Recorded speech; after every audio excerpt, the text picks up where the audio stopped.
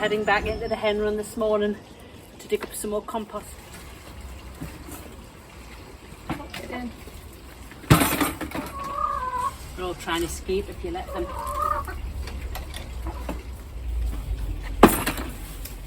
So what I'm doing is I am scraping up the composted down wood chips and the hen manure that is on the base of this hen run. It's quite deep now, and once we've taken everything we want, we would renew it with more wood chips, but it makes beautiful compost for putting into pots.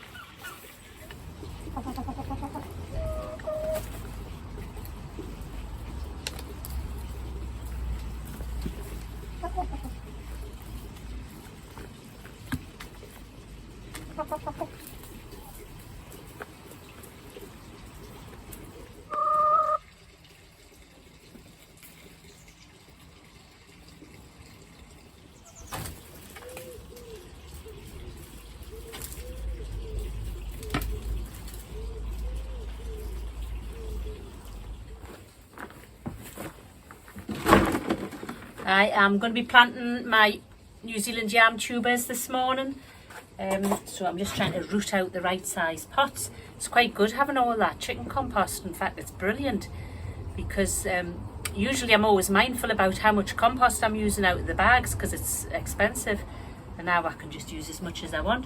So I am going to sow these or plant these tubers in maybe bigger pots than I would. I know it's not always advisable to plant into big pots, but at least I can go medium. Maybe those maybe a bit bigger. We'll have a look through and see what we've got. If you haven't had New Zealand yams before, that's what they look like. Just small little tubers. They taste nutty and lemony and quite sweet, and we cook them much the same as you would potatoes. We like them best roasted with olive oil. However, they are a little bit more tender than potatoes in the planting of them.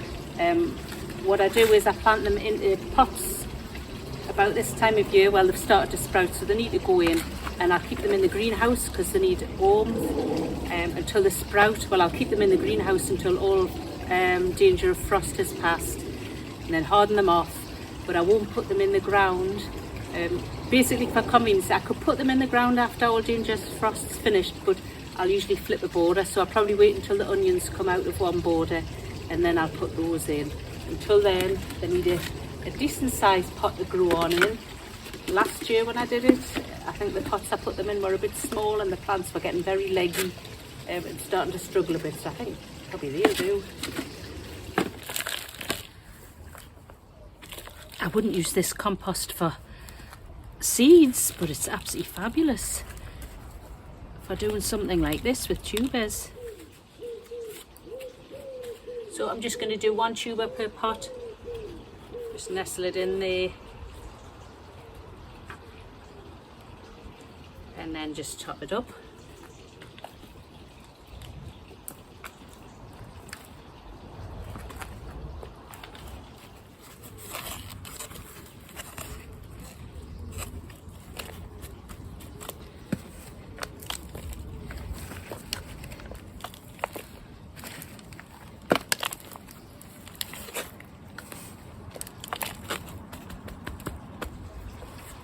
Well, that's 2 down. I've just got about another 20 to go. Give them a quick water and they'll go into the greenhouse.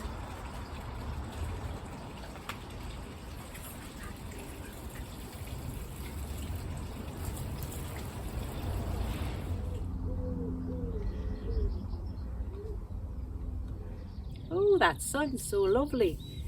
Well, last week I planted 2 horseradish roots into the allotment. Now, I've had quite a lot of comments since I planted that it wasn't a good idea. Apparently, horseradish can become very invasive once it gets established. So I've been advised to dig it out and put it into a pot, which is exactly what I'm going to do now.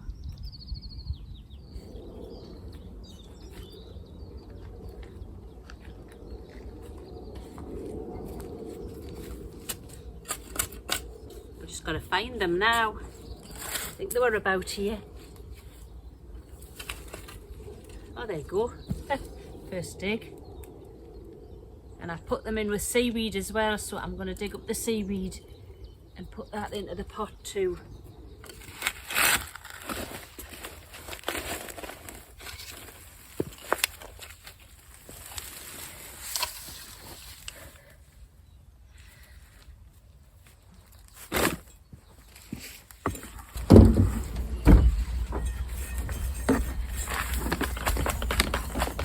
So I suspect doing this now will save me a lot of hard work at some point in the future, trying to manage a rampant horseradish. Thank you very much for all those people who advised me.